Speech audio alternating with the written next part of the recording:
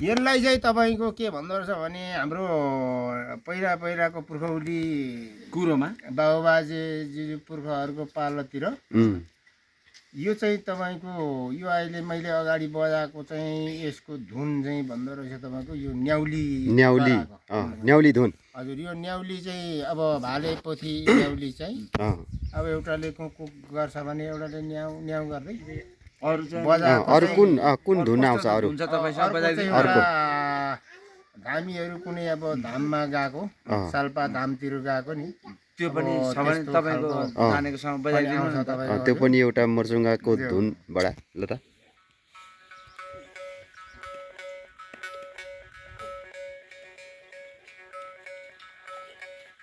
यो चाहिँ सोयराजाको पारामा हजुरको रस।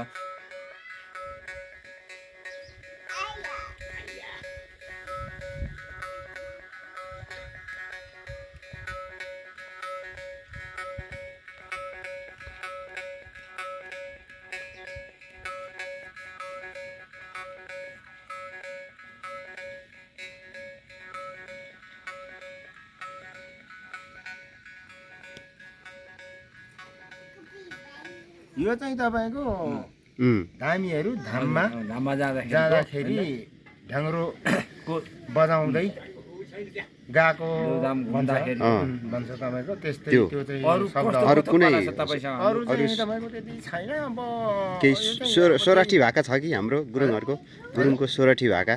त्यो भाका चाहिँ मलाई आउँदैन होइन। झ्याउरे कुनै अब यतै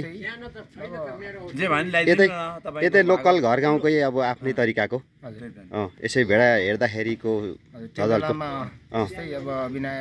बिनायो मर्चुङ्गाको यसै धुन अब गोठाले धुन ल एउटा गोठाले धुन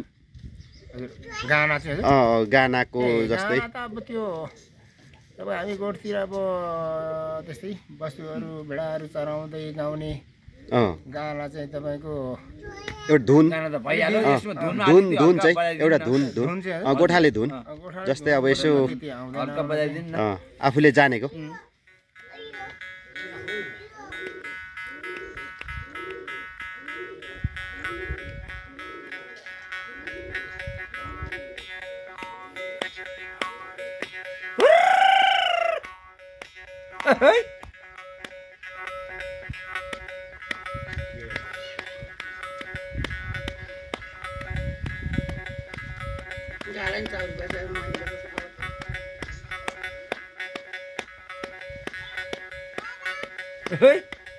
यही नै हजुर। यति हो त यति हो। गोठाले पारामा त्यसै धेरै बिनायामा चाहिँ अब अलिक आउँथ्यो होइन। यसमा चाहिँ अब त्यति धेरैवटा हजुर ल ल यसमा चाहिँ अलिक बजाउन सकिँदैन। ल यति होइन त? हजुर यति नै। ल ल ल।